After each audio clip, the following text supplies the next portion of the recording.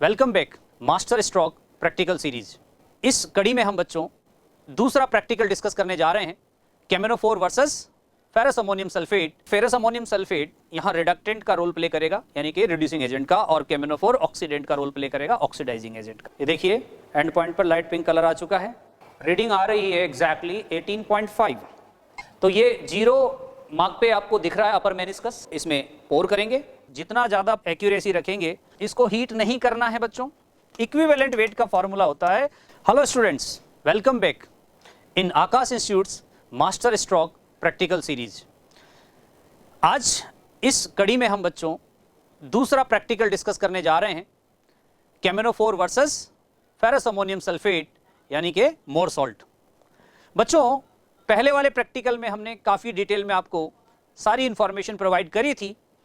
Definitely इस वाले part में भी हम आपको वैसी की वैसी डेप्थ में इंफॉर्मेशन प्रोवाइड करेंगे कि प्रैक्टिकल कैसे करते हैं, उसमें इंपॉर्टेंट प्रिकॉशंस क्या रखे जाते हैं, कौन से अपरेटस इस्तेमाल होते हैं, उसकी थ्योरी क्या है, और बच्चों मोस्ट इंपॉर्टेंट कि उस थ्योरी पर बेस्ड क्वेश्चन क्या आते हैं या क्या आ सकते हैं, वाइवा में क्या पूछा जा सकता है। तो बी एश्योर्ड, हम आपके लिए ये सारा चीज प्रोवाइड करने जा रहे हैं आज, जिससे कि आपकी प्रैक्टिकल की जो प्रिपरेशन है बहुत सॉलिड हो जाए, बहुत स्ट्रांग हो जाए। भूलिएगा नहीं, आकाश इंस्टीट्यूट के चैनल को सब्सक्राइब करना है और आपको बेनिफिट लेना है पूरा इस सीरीज का। तो बच्चों शुरू कर रहे हैं आज का practical, titrimetric analysis redox reactions यानी कि अनुमापन मितीय विश्लेषण रेडॉक्स अभिक्रियाएं। और बच्चों जैसा कि हमें पता है, प्रैक्टिकल फाइल जब हम बनाते हैं तो पहला पॉइंट होता है प्रैक्टिकल में कि एम क्या रखा, उद्देश्य क्या रख रहे हैं हम। तो एम इसमें यह लिखना है, to determine the concentration oblique molarity of K M N O four solution by titrating it against M/20 standard solution of ferrous ammonium sulphate, और इसे मोर सॉल्ट भी बोलते हैं। तो बच्चों मोर सॉल्ट की टाइट्रेशन हम करने जा रहे हैं। नेक्स्ट बच्चों थ्योरी की बात करते हैं कि इस टाइट्रेशन में थ्योरी क्या होगी। एम लिखने के बाद थ्योरी लिखना होता है। तो थ्योरी के अकॉर्डिंग फेरस अमोनियम सल्फेट यहां रिडक्टेंट का रोल प्ले करेगा यानी कि रिड्यूसिंग एजेंट का, और केमेनोफोर ऑक्सीडेंट का रोल प्ले करेगा ऑक्सीडाइजिंग एजेंट का। अब इन दोनों के बीच में क्या रिएक्शन होगी वो हम अभी रिएक्शन में आगे रिएक्शन पेज में देखेंगे कि किस तरह से फेरस अमोनियम सल्फेट जो है वो केमेनोफोर को रिड्यूस कर रहा है। तो केमिकल इक्वेशंस दो पार्ट में डिवाइड की गई है बच्चों, एक मॉलिक्यूलर रिएक्शन और एक आयनिक रिएक्शन। मॉलिक्यूलर रिएक्शन में जो बेसिक कॉन्सेप्ट है वो ऑक्सीडेशन का, रिडक्शन का, वो है कि लॉस ऑफ जो ऑक्सीजन है वो रिडक्शन होता है और गेन ऑफ ऑक्सीजन ऑक्सीडेशन होता है। तो आप यहां देख सकते हैं केमेनोफोर लॉस कर रहा है ऑक्सीजन का और फेरस अमोनियम सल्फेट ऑक्सीजन का गेन कर रहा है। तो बच्चों ये है रिडक्शन हाफ रिएक्शन। इसमें केमेनोफोर का रिडक्शन होगा ऑक्सीडेशन स्टेट +7 से +2 के बीच में। यहां पर केमेनोफोर H2SO4 से रिएक्ट करेगा और K2SO4 MnSO4 वाटर और नेसेंट ऑक्सीजन रिलीज करेगा। पर 2 molecule of K M N O four 5 nascent oxygen release होंगे। तो ये तो हुआ केमेनोफोर का रिडक्शन। अब ऑक्सीडेशन की बात करते हैं। ऑक्सीडेशन हाफ रिएक्शन में फेरस अमोनियम सल्फेट का ये कॉम्प्लेक्स होता है बच्चों, FeSO4.NH4 तो 2 मॉलिक्यूल 1 नेसेंट ऑक्सीजन का कंजप्शन करेंगे H2SO4 की प्रेजेंस में और ऑक्सीडाइज हो जाएंगे फेरिक सल्फेट में। ये कॉम्प्लेक्स डिकम्पोज हो जाएगा, अमोनियम सल्फेट अलग और वाटर अलग, और इस तरह से क्योंकि ऊपर 5 नेसेंट ऑक्सीजन रिलीज हुए थे बच्चों, तो यहां नीचे हम इसको × 5 से मल्टीप्लाई करेंगे, ये रिएक्शन बैलेंस हो जाएगी। तो नेट रिएक्शन आपके पास क्या आएगी, 2 केमेनोफोर + 8 H2SO4 + 10 FeSO4 dot ammonium sulphate dot 6 H2O gives us K2SO4 MnSO4 और फेरिक सल्फेट। देखिए फेरस सल्फेट से बदल रहा है किसमें, फेरिक सल्फेट में, और 10 मोल अमोनियम सल्फेट और 68 जो मोल आपका वाटर बनेगा। तो इस तरह से ये रिएक्शन मॉलिक्यूलर रिएक्शन कंप्लीट हो गई है। अब इसमें आयनिक रिएक्शन इन ऑक्सीडेशन स्टेट की हेल्प से और इलेक्ट्रॉन की हेल्प से समझेंगे कि क्या ऑक्सीडेशन और रिडक्शन रिएक्शन हो रही है। तो आयनिक इक्वेशंस में रिडक्शन हाफ रिएक्शन की बात करते हैं। केमेनोफोर पोटेशियम परमैंगनेट आयन जो है, ये परमैंगनेट आयन है, यहां ऑक्सीडेशन स्टेट मैंगनीज की +7 है और ये +2 में बदल रहा है, तो यहां पर नेट 5 इलेक्ट्रॉन की रिक्वायरमेंट होगी, यानी 1 मोल KMnO4 5 मोल इलेक्ट्रॉन गेन करेगा। देन ऑक्सीडेशन हाफ रिएक्शन, एक Fe2+ एक Fe3+ में बदल रहा है, तो पर आयन एक इलेक्ट्रॉन रिलीज होगा बच्चों। तो इसको बैलेंस करने के लिए 5 से मल्टीप्लाई कर देंगे, जैसा आप देख रहे हैं। 5 से मल्टीप्लाई करने के बाद नेट रिएक्शन आपकी ये हो जाएगी MnO4 minus 5 Fe2+, 8H+, Mn2+, 2 Fe3+ and 4 H2। ठीक है बच्चों। अब नेक्स्ट है बच्चों इंडिकेटर। जैसा कि हमें पता है कि जब टाइट्रेशन हम करते हैं तो एंड पॉइंट आएगा, पहले इक्विवेलेंस पॉइंट आएगा। इक्विवेलेंस पॉइंट मैंने पहले भी बताया था आपको पिछले टाइट्रेशन में कि जब टाइटर और टाइट्रेंट दोनों की अमाउंट एग्जैक्टली इक्वल हो जाती है तो उसे बोलते हैं इक्विवेलेंस पॉइंट। लेकिन उसके बाद जब हम 1 या 2 ड्रॉप एक्स्ट्रा KMnO4 ऐड करते हैं तो फिर एंड पॉइंट आता है। तो एंड पॉइंट एक ऐसा पॉइंट होता है जिसे एक इंडिकेटर इंडिकेट करता है और बताता है कि भैया रिएक्शन कंप्लीट हो चुकी है। तो इंडिकेटर यहां पर, वैसे तो अलग अलग इंडिकेटर होते हैं रिएक्शन के हिसाब से, लेकिन यहां पर KMnO4 जो है बच्चों वो सेल्फ इंडिकेटर है, और ये एंड पॉइंट पर अपना कलर पर्पल से लाइट पिंक कर लेता है, जो कि परमानेंट लाइट पिंक कलर के फॉर्म में प्रेजेंट रहता है और डिसअपीयर नहीं होता। बस इसी समय हमें ब्यूरेट से रीडिंग नोट करनी है बच्चों। ठीक है। इसमें हमें यह पता है कि फेरस अमोनियम सल्फेट जो सॉल्यूशन था उसकी कंसंट्रेशन नोन थी, तो उसे हम क्या बोलेंगे? टाइट्रेंट। और बच्चों KMnO4 की कंसंट्रेशन अननोन थी जिसे हमें फाइंड आउट करना था, तो उसे बोलेंगे टाइट्रेंड। ओके बच्चों, यहां पर मटेरियल क्या क्या रिक्वायर्ड होगा ये हम देख लेते हैं। Measuring flask burette, measuring flask burette, burette stand, pipette, conical flask, glaze style, funnel, weighing bottle. Chemicals requirement होंगे जो है आपका potassium permanganate solution, dilute sulphuric acid और फेरस अमोनियम सल्फेट यानी कि मोर सॉल्ट का सॉल्यूशन। तो ये तो मटेरियल रिक्वायर्ड है बच्चों। लेबोरेटरी में चलेंगे तब हम बताएंगे आपको कि वहां पर किसको पिपेट किसको ब्यूरेट बोलते हैं और कौन से केमिकल का क्या कलर है। अब प्रोसीजर की बात करते हैं। लेबोरेटरी में जाने के बाद आपको किन बातों का ध्यान रखना है, कौन से स्टेप्स लेने हैं, किस स्टेप के बाद क्या करना है, ये सारी हम डिटेल में आपको यहां पर इंफॉर्मेशन प्रोवाइड कर रहे हैं बच्चों। तो चलिए डिस्कस करते हैं। पहला ए पॉइंट की बात करते हैं। तो सबसे पहले हमें क्या करना होगा, 1/20 मोलारिटी का फेरस अमोनियम सल्फेट सॉल्यूशन तैयार करना है, 0.05 मोलारिटी का। मोर सॉल्ट जो होता है उसका मोलर मास 392 ग्राम पर मोल होता है। तो हमें क्या करना है, 250 ml सॉल्यूशन तैयार करना है बच्चों। तो मोलारिटी का फार्मूला होता है W × 1000 upon molecular weight into volume. तो हमें 1/20 का मोलारिटी का मोर सॉल्ट सॉल्यूशन बनाना है। वेट कितना लगेगा तो उसका कैलकुलेशन यहां से किया जा सकता है। 392 मोलर मास है, 250 वॉल्यूम है और 1000 आपका यहां पे मल्टीप्लाई है। तो इसको सॉल्व करने के बाद बच्चों 4.900 ग्राम आपका सॉल्ट आ जाएगा। तो इसको वे कर लेंगे और इसको सॉल्यूशन बनाने के लिए मेजरिंग फ्लास्क 250 ml का लेना है, उसमें फनल लगानी है। फनल लगाने के बाद उसमें ये आपका वे किया हुआ सॉल्ट, वे को करने के लिए वैसे तो आपको साइंटिफिक बैलेंस की जरूरत पड़ती है बच्चों, लेकिन अगर वो लेबोरेटरी में अवेलेबल नहीं है तो आप डिजिटल वेइंग मशीन का भी इस्तेमाल कर सकते हैं। हम भी लेबोरेटरी में इसी का जनरली यूज़ करते हैं क्योंकि ये आसान भी होती है यूज़ करना, पर इसकी लिमिटेशन ये होती है कि ये 2 डेसिमल प्लेस तक ही मेजरमेंट देती है। तो बच्चों हम इसको फनल में डालेंगे और ऊपर से 250 ml डिस्टिल्ड वाटर ऐड कर देंगे। इसके बाद इसको अच्छे से शेक कर लेंगे और इसमें थोड़ा H2SO4 डाइल्यूट H2SO4 मिला देंगे बच्चों।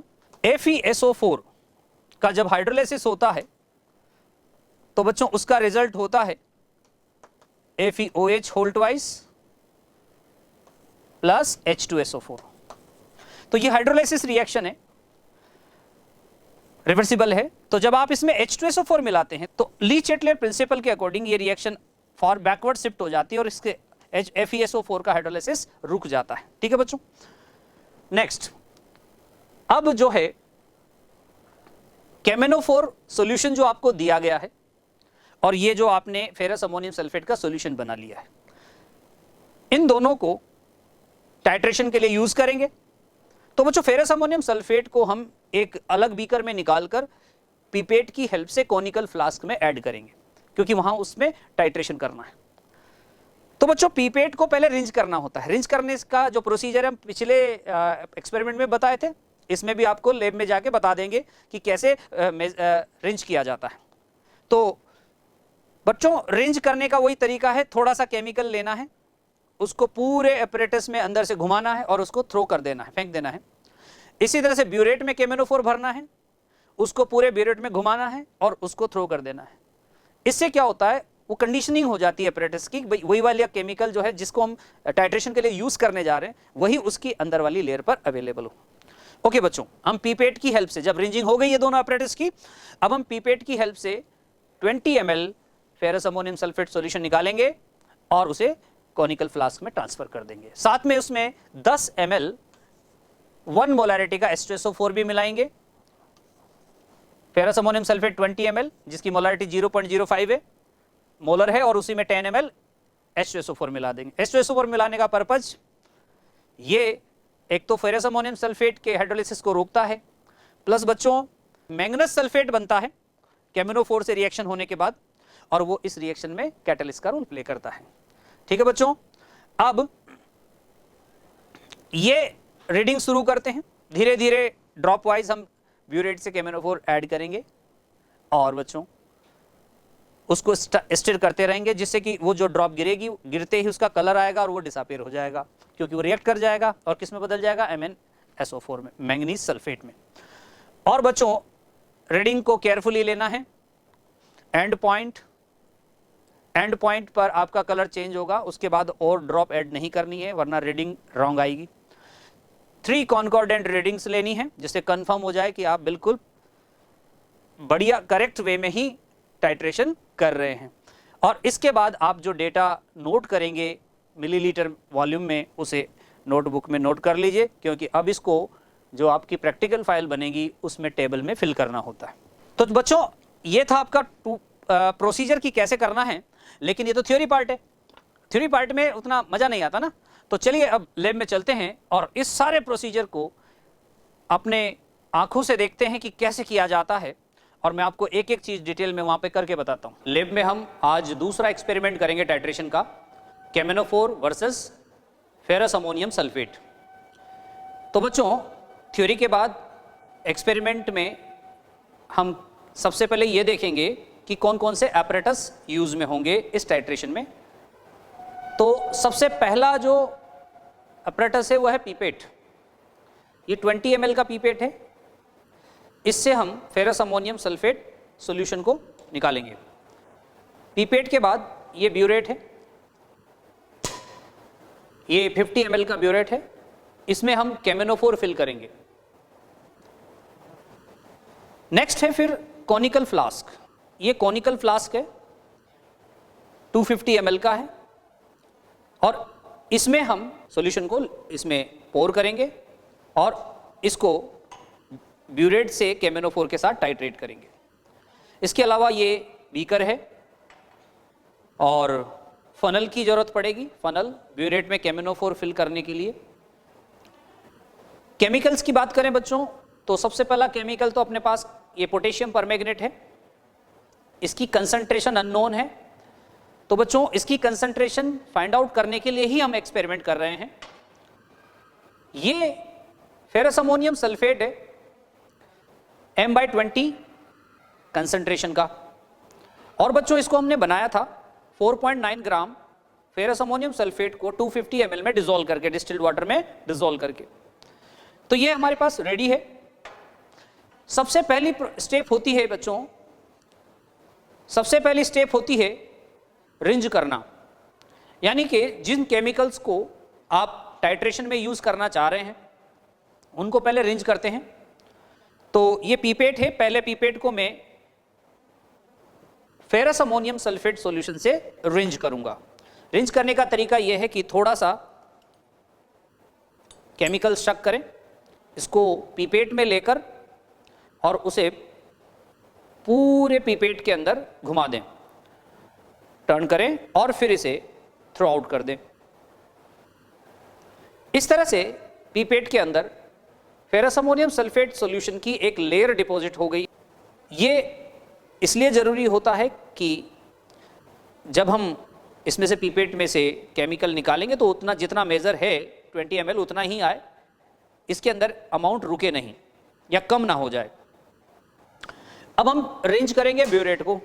फनल की हेल्प से थोड़ा सा केमिनोफोर सॉल्यूशन ऐड करेंगे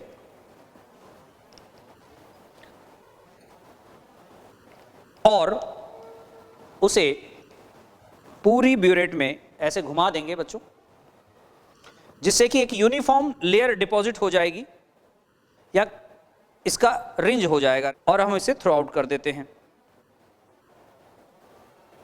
तो इस तरह से बच्चों ब्यूरेट भी रिंज हो गया है।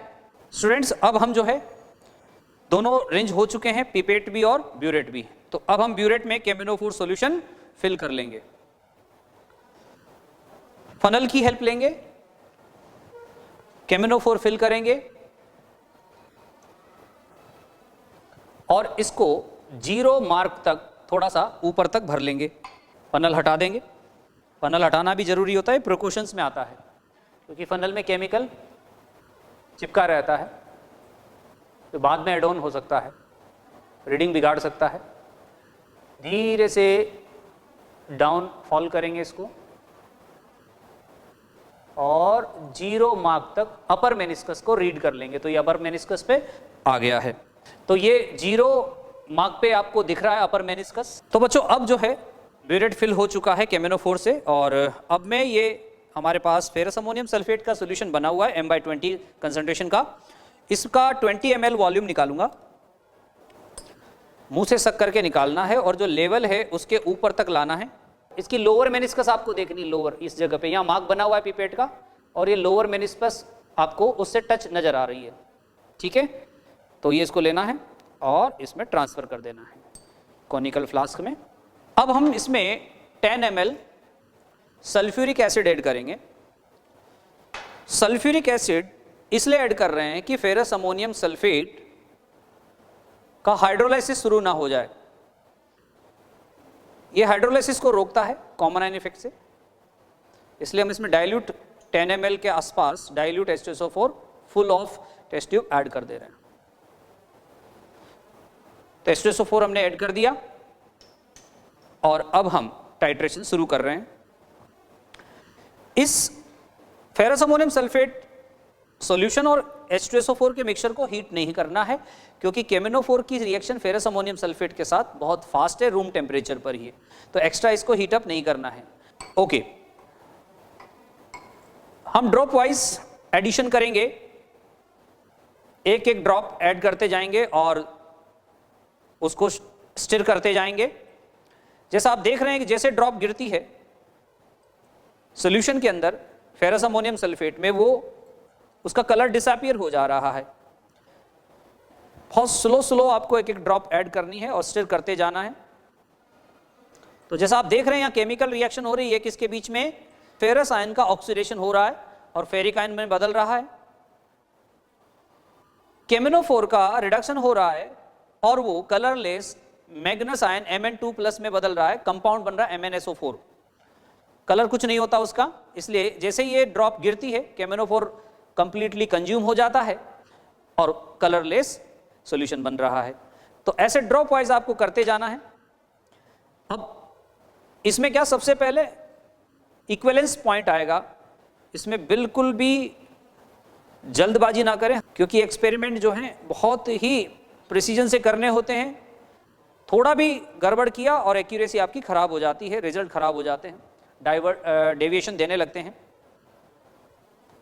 तो बच्चों जैसे जैसे ड्रॉप गिर रहा है, रिएक्शन हो रही है और कलर डिसअपीयर होता जा रहा है। एक एक ड्रॉप जो है वो गिर रही है। यहाँ पे आप देखिए, नोजल जो है ब्यूरेट का वो कॉनिकल फ्लास्क की वॉल से टच नहीं करना चाहिए। Okay, be careful. देखिए बच्चों, ये आपका इक्विवेलेंस पॉइंट आ चुका है और अब जैसे ही मैं एक और ड्रॉप इसमें ऐड करूंगा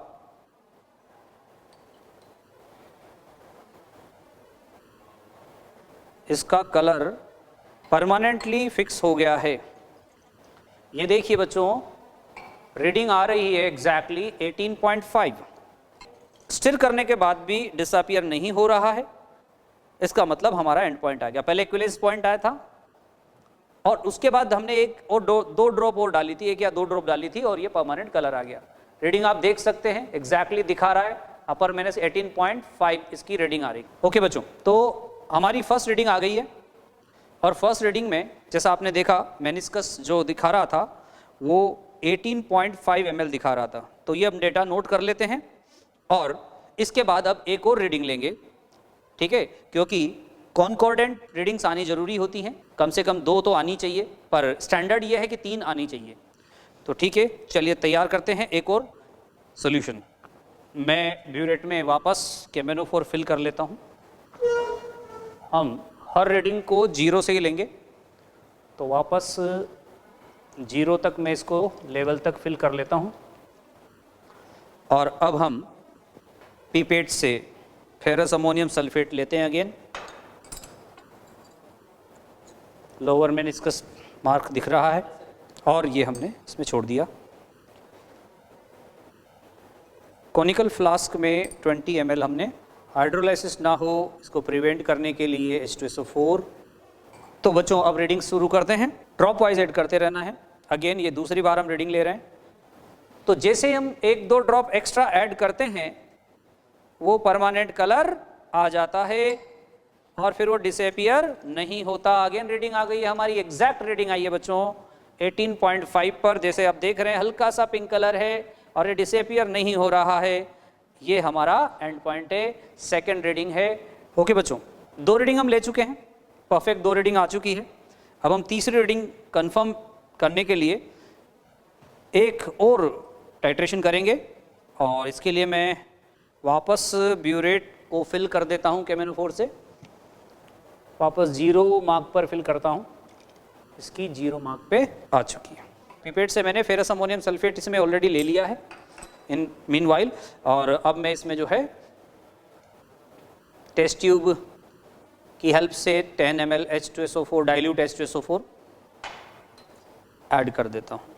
हम टाइट्रेशन शुरू कर रहे हैं वापस, तो ड्रॉप वाइज थर्ड टाइट्रेशन ले रहे हैं। और बच्चों इक्विवेलेंस पॉइंट आने के बाद ये एंड पॉइंट आ गया है और ये डिसअपीयर नहीं हो रहा, लाइट पिंक कलर है। ये देखिए एंड पॉइंट पर लाइट पिंक कलर आ चुका है और ये रीडिंग अपना 18.4 के आसपास है। तो हमने 3 कोरकॉर्डेंट रीडिंग्स ली थी बच्चों, 3 एक्सपेरिमेंट किए थे। तो उसका डेटा कुछ इस प्रकार था कि हमने every time 20 ml ferrous ammonium sulphate का वॉल्यूम लिया था पीपेट से और ब्यूरेट की तीनों टाइम हमारी रीडिंग थी 0। फिर फाइनल रीडिंग हमारी आई थी 18.5 ml, 18.5 ml और 18.5 ml। तो जो डिफरेंस आ रहा था ब्यूरेट में इनिशियल और फाइनल रीडिंग का, वो बच्चों 18.5 ml, 18.5 ml और 18.5 ml था। जितना ज़्यादा एक्यूरेसी रखेंगे उतना ही आपका रिजल्ट भी एक्यूरेट आएगा। ठीक है बच्चों। नेक्स्ट बच्चों इसका कैलकुलेशन पार्ट की बात करते हैं। रीडिंग हमने ले ली है और हमारी 18.5 रीडिंग आ रही है। कैलकुलेशन पार्ट ये कहता है कि लॉ ऑफ इक्विवेलेंस यूज होगा, लॉ ऑफ इक्विवेलेंस। इसके according equivalence of KMnO4 will be equals to equivalence of ferrous ammonium sulfate। ठीक है बच्चों। और कैसे निकालते हैं KMnO इक्विवेलेंस? तो molarity into volume into n factor. इसी तरह से molarity into volume into n factor. बच्चों एसिडिक मीडियम में अब इसे हम M1, इसको V1 और इसको N1 ले लेते हैं, that is M2 into V2 into N2 ले लेते हैं। तो बच्चों मोलैरिटी ऑफ KMnO4 हमें फाइंड आउट करनी है ब्यूरेट से इसका ml वॉल्यूम आया था 18.5 और एन फैक्टर 5 होता है। इसका मोलैरिटी हमने लिया था 1/20, वॉल्यूम लिया था 20 और बच्चों एन फैक्टर इसका 1 होता है। फेरस अमोनियम सल्फेट का एन फैक्टर 1 होता है क्योंकि आयरन, जैसा थ्योरी में हमने देखा था, आयरन 2+ से आयरन 3+ में कन्वर्ट हो रहा था, जबकि बच्चों KMnO4 का एन फैक्टर 5 होगा क्योंकि इसका कन्वर्जन MnO4-1 से Mn2+ में कन्वर्ट हो रहा था। ओके बच्चों, अब इसको हम कैलकुलेट करते हैं तो 20 cancel out, that is M1 is equals to 1/18.5 into 5, 0.0108 mole per litre. ठीक है बच्चों। अब बच्चों नेक्स्ट पेज की बात करते हैं। तो यहां पर हम रिजल्ट को एक्सप्रेस करने वाले हैं दो फॉर्म में, एक है मोलैरिटी और एक है आपका ग्राम पर लीटर में स्ट्रेंथ। तो बच्चों मोलैरिटी हमारी आ रही थी यहाँ पे 0.0108 मोल पर लीटर। तो बच्चों स्ट्रेंथ के लिए हम फॉर्मूला यूज करते हैं। स्ट्रेंथ जो होती है वो होती है मोलैरिटी इनटू मॉलिक्यूलर वेट, तो इसकी मोलैरिटी आई थी 0.0108 इंटू 158। तो इस तरह से जो वैल्यू आएगा वो आएगा 1.7064 ग्राम पर लीटर। ओके बच्चों, एक और कंसंट्रेशन हम यहां पर एक्सप्रेस कर सकते हैं, वो है नॉर्मेलिटी ऑफ KMnO4। वो कैसे आएगा बच्चों? N factor into molarity. तो KMnO4 का एन फैक्टर अपने पास यहां था 5 और मोलैरिटी अपनी आई है 0.0108। अब है प्रिकॉशंस, क्या क्या प्रिकॉशंस हमें लेना चाहिए बच्चों। तो पहली चीज है, जैसे आपको पता होगा कि ऑक्सैलिक एसिड वर्सेस KMnO4 में हमने ऑक्सैलिक एसिड और H2SO4 मिलाने के बाद उसको हीट किया था। रीजन क्या था? वो रिएक्शन जो है लो टेम्परेचर पे स्लो थी, इसको हीट किया था। लेकिन इसको हीट नहीं करना है बच्चों, क्योंकि आपने अगर इसको हीट कर दिया तो फेरस सल्फेट है, फेरस अमोनियम सल्फेट का, ये डिकम्पोज होकर Fe2O3 SO2 और प्लस SO3 गैसेस में कन्वर्ट हो जाएगा। तो इसे हीट नहीं करना है, नॉर्मल टेम्परेचर पर रखना, और नॉर्मल टेम्परेचर पर इसकी स्पीड बहुत अच्छी है। हमेशा फ्रेश सैंपल का ही इस्तेमाल करें फेरस अमोनियम सल्फेट का, क्योंकि क्या होता है अगर बहुत पुराना सैंपल हो तो एयर से ऑक्सीडाइज होकर ऑलरेडी फेरिक आयन में कन्वर्ट हो चुका होता है। तो हमेशा फ्रेश का इस्तेमाल करना है। रेंज करना ना भूलें, ब्यूरेट और पिपेट को बच्चों जरूरी होता है रेंज करना। और जब हम KMnO4 की मेनिस्कस को रीड करते हैं तो वो हमेशा अपर मेनिस्कस रीड करते हैं, क्योंकि लोअर मेनिस्कस आपकी दिखाई नहीं देती। डार्क कलर का सॉल्यूशन होता है बच्चों क्या? आपका KMnO4 का, पर्पल कलर का। और कोनिकल फ्लास्क जिसमें हम टाइट्रेशन करवाएंगे पिपेट से फेरस अमोनियम सल्फेट को सॉल्यूशन को लेकर, उसे कभी रेंज ना करें वरना एक्स्ट्रा रीडिंग आ जाएगी। और अगर पिपेट के लास्ट जेट पॉइंट पर अगर लिक्विड फंसा हुआ है तो उसे फूंक मारकर बाहर ना निकालें। और ब्यूरेट की जब आप रीडिंग ले रहे हो और अगर एंड पॉइंट आ गया हो और लास्ट ड्रॉप यहाँ पर अटकी पड़ी हो तो फिर बच्चों वो रीडिंग काउंट होती है, लेकिन वो टाइट्रेशन में यूज नहीं हो रही होती है। तो बच्चों ये प्रिकॉशंस थे। और अब हम नेक्स्ट पेज पर हैं और वो है क्वेश्चंस बेस्ड ऑन टाइट्रेशन। तो क्या क्या क्वेश्चंस यहां पर बन सकते हैं टाइट्रेशन से related, ferrous ammonium sulphate versus KMnO4।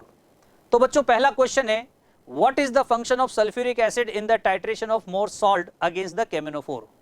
कि मोर लवण व KMnO4 के मध्य अनुमापन में सल्फ्यूरिक अम्ल का क्या उपयोग, स्पेशली इस टाइट्रेशन के रेस्पेक्ट में हमें बताना है कि वहां क्या यूज है। तो बच्चों यहां पर रीजन होगा फेरस अमोनियम सल्फेट जल का अपघटन रोकने के लिए, to prevent the hydrolysis of ferrous sulphate. कारण क्या होता है बच्चों कि FeSO4 वाटर से हाइड्रोलाइज हो सकता है और हाइड्रोलाइज होकर FeOH whole twice plus H2SO4 दे सकता है, जिसका फर्दर ऑक्सीडेशन हो जाएगा एयर की प्रेजेंस में, और वो किस में बदल जाएगा? Fe2O3 में। तो इसलिए हाइड्रोलाइसिस को रोकने के लिए हम इसमें क्या मिला देते हैं? H2SO4। तो इस ली चैटलेट प्रिंसिपल के अकॉर्डिंग जब आप प्रोडक्ट को ऐड करते हैं किसी रिएक्शन को तो वो बैकवर्ड शिफ्ट हो जाती है और हाइड्रोलाइसिस नहीं होता है। ठीक है बच्चों, तो इसका करेक्ट आंसर ये है। नेक्स्ट है, why is ferrous ammonium sulphate solution not heated before titration? अनुमापन से पहले फेरस अमोनियम सल्फेट विलयन को गर्म क्यों नहीं करते हैं? जैसा मैंने आपको बताया कि अगर हम गर्म करेंगे तो FeSO4 जो है उसका ऑक्सीडेशन हो जाएगा और वो डिकम्पोज होके Fe2O3 plus SO3 plus SO2 में कन्वर्ट हो जाएगा। ये देखिए +2 से ये कन्वर्ट हो गया +3 में, तो हीट नहीं करना है बिल्कुल भी। ओके बच्चों, तो इसका सही आंसर है फेरिक आयंस, फेरस आयंस में oxidise into ferric ions, ferrous ion ferric ion में ऑक्सीकृत हो सकते हैं। ओके बच्चों, तो करेक्ट आंसर है आपका second. Next number 3, which is not a redox titration? इनमें से कौन सी रेडॉक्स टाइट्रेशन नहीं है? तो बच्चों आयोडोमेट्रिक टाइट्रेशन में रेडॉक्स टाइट्रेशन है और आयोडाइड आयन का कन्वर्जन I2 में होता है।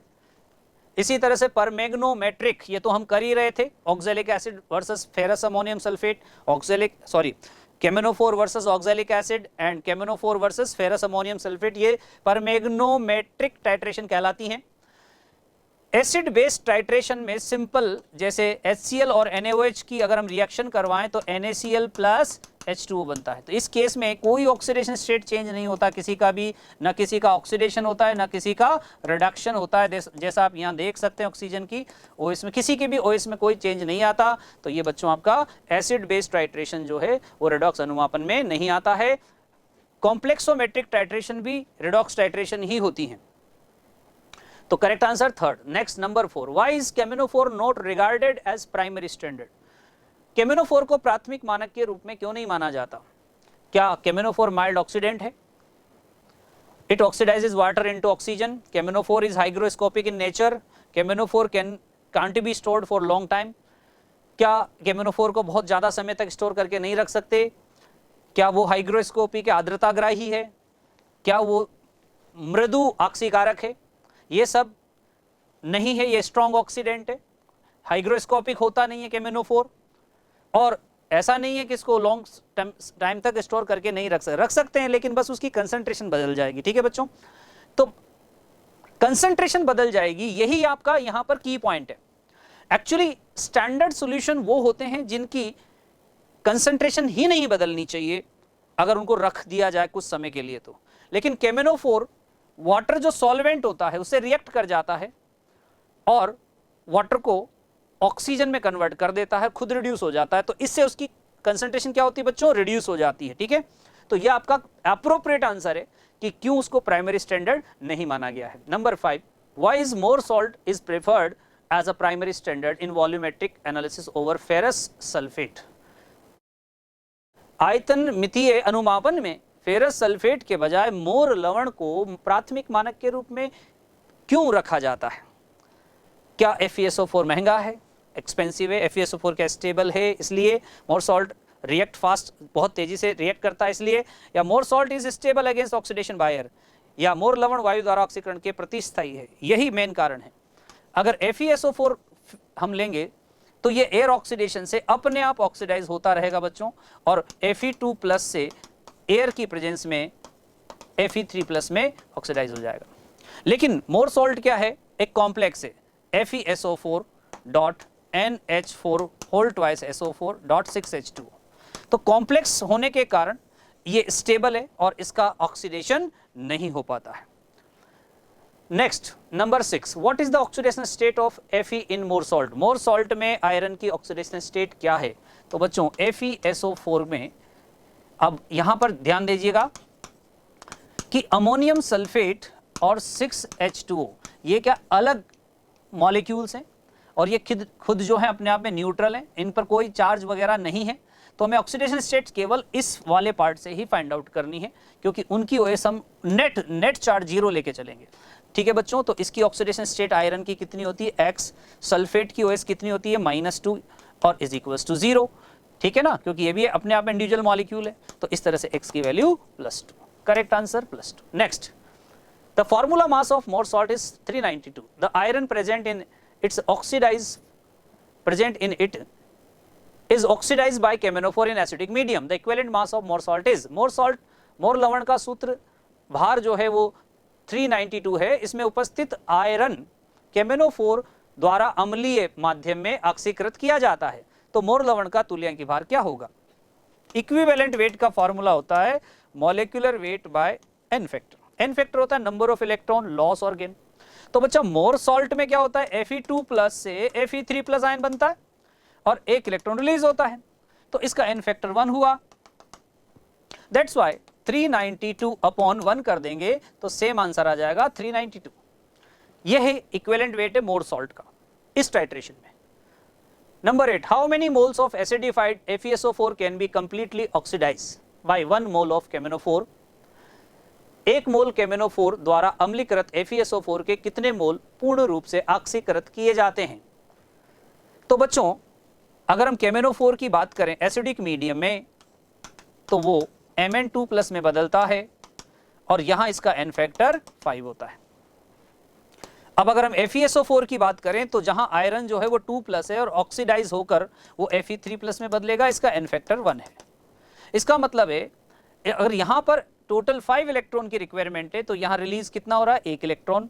तो हम इस पूरे इक्वेशन को इंटू 5 करेंगे। दैट मीन्स केमेनोफोर का तो 1 मोल लगेगा लेकिन 5 मोल लगेंगे FeSO4 के।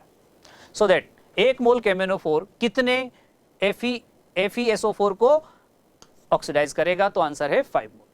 9 number, how will you prepare 0.1 molar standard solution of ferrous ammonium sulphate? मानक फेरस अमोनियम सल्फेट का 0.1 मोलर सांद्रता का विलयन क्या होगा बच्चों? तो इसे बनाने के लिए मोलैरिटी का फॉर्मूला पुट कर देंगे W into 1000 upon molecular weight into volume. तो बच्चों अगर हम 1 लीटर लेते तो 1000 ही होगा। मोलैरिटी कितनी बनानी है अपन को? 0.1 W इंटू 1000, ml भी 1000 होगा तो ये कैंसिल हो जाएगा। मॉलिक्यूलर वेट कितना होता है? 392। तो बच्चों इस तरह से मल्टीप्लाई होकर ये भी सही है और 100 ग्राम में 10 टाइम कम हो जाएगा 392, ये भी कम हो जाएगा तो ये भी सही है। और 250 ml अगर हम 0.1 W इंटू 1000 अपॉन 392 इंटू 250 करें तब भी बच्चों ये वैल्यू जो है 9.8 ग्राम इन 250 ml। तो all of these. Last question है बच्चों इस टाइट्रेशन पर बेस्ड और क्वेश्चन ये है कि how many millilitre of 0.05 molar K M N O four solution are required to oxidise 2 gram of FeSO4 in dilute solution. Acidic medium में 2 ग्राम FeSO4 को तनु अम्लीय विलयन में 0.05 मोलर केमेनोफोर द्वारा ऑक्सीकृत करने के लिए केमेनोफोर विलयन के कितने मिलीलीटर आवश्यक होंगे? तो according to law of equivalence, equivalence of ferrous sulphate बराबर इक्विवेलेंस ऑफ केमेनोफोर करना होगा। इसका हमें वेट दे रखा है 2 ग्राम, तो बच्चों इक्विवेलेंस का एक फॉर्मूला होता है वेट अपॉन इक्विवेलेंट वेट और इसका हमें सॉल्यूशन दे रखा है तो हम इसे मोलैरिटी से करेंगे। Molarity into n volume into n factor. Okay बच्चों, तो यहां पर W जो है वो हमें फाइंड वो तो गिवन है कितना 2 ग्राम और इसका मोलर मास निकाल लेंगे FeSO4 का तो वो बच्चों 152 मोलर मास आता है। अब यहां पर एन फैक्टर क्या है इसका कि Fe2+ से क्या बदलेगा Fe3+, इसलिए एन फैक्टर कितना रहेगा? 1 रहेगा। तो इक्विवेलेंट वेट भी यही आ जाएगा सेम 152/1, ये इसका इक्विवेलेंट वेट है। नाउ इसकी मोलैरिटी हमें दे रखी 0.05, वॉल्यूम हमें फाइंड आउट करना है, ये लीटर में लेना है अभी तो, और एन फैक्टर इसका 5 होता है। तो लीटर में निकालने के लिए बच्चों इसको वॉल्यूम क्योंकि ml में फाइंड आउट करना है तो लीटर में आएगा, फिर 1000 से मल्टीप्लाई करेंगे आंसर आ जाएगा। ठीक है बच्चों, तो V इंटू 1000 करने के बाद आपका जो रिजल्ट आएगा वो आएगा 52.7। तो ये था बच्चों टाइट्रेशन का दूसरा part, K M N O four versus ferrous ammonium sulphate यानी के मोर सॉल्ट। हम आपके लिए रेडिकल एनालिसिस की डिटेल लेके आएंगे, उसका एक्सपेरिमेंट लेबोरेटरी में करके आपको दिखाएंगे। तो तब तक बच्चों हमारे साथ बने रहिए, आकाश इंस्टीट्यूट के इस चैनल को सब्सक्राइब करिए और बेनिफिट उठाते रहिए। थैंक यू बच्चों।